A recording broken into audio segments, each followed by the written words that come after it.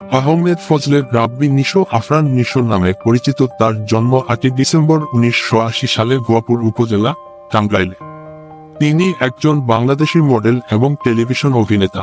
2003 সাল থেকে তিনি 800টিরও অধিক টেলিভিশন নাটক, টেলিভিশন চলচ্চিত্র ও ওয়েব ধারাবাহিকে অভিনয় করেছেন।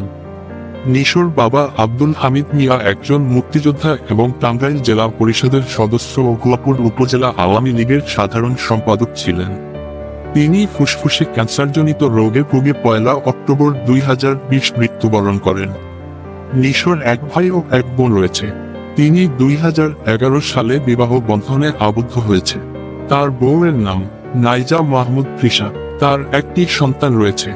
Nisho Dhanmondi boys high school থেকে এস.সি.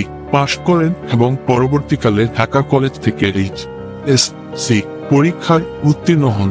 অমিতাভ রেজার বিজ্ঞাপনচিত্রে কাজ করার মাধ্যমে শুরু হয় তার অভিনয় যাত্রা এবং আফজাল হোসেনের প্রতিষ্ঠানের টকিজ স্ক্রিন টেস্ট দেওয়ার জন্য তাকে ডাক দেয় 2003 সালে। এরপরে আরও নানা নির্মাতার সাথে নানা রকম কাজ করেন তিনি।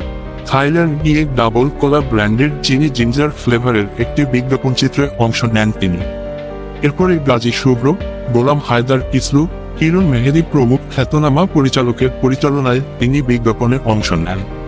তিনি বাঁধন, আনিকা কবির শখ, নুসরাত ইমরোজ তিশা ও মেহজাবিন চৌধুরী সহ অনেক অভিনেত্রীদের সাথে অভিনয় করেছেন। গাজী রাকায়াতের পরিচালনায় খরছাড়া নাটকের মধ্য দিয়ে এর ভুবনে আসেন তিনি 2006 সালে। নিশো অভিনীত উল্লেখযোগ্য নাটকসমূহ হল অপেক্ষার ফটোগ্রাফি, আধারো আলো, বাদল দিনের প্রথম কদম ফুল, চলো না বৃষ্টিতে ভিজি, কায়াকর, লোটা কম্বল, বিয়ে পাগল ইত্যাদি। 2021 সালের ঈদুল আজহায় আফরান নিশো অভিনীত নাটক ঘটনা সত্য নিয়ে চরম বিতর্ক তৈরি হয়। রুবেল হাসান নির্মিত নাটকে বিশেষ শিশু বা স্পেশাল চাইল্ডদের বাবা মায়ের পাপ কর্মের ফল বলে ভুল বার্তা দেওয়ার অভিযোগ ওঠে। নাটকটি চ্যানেল আইতে সম্প্রচারিত হওয়ার পর প্রযোজনা প্রতিষ্ঠানের সিএমভির ইউটিউব চ্যানেলে স্ট্রিমিং হয়।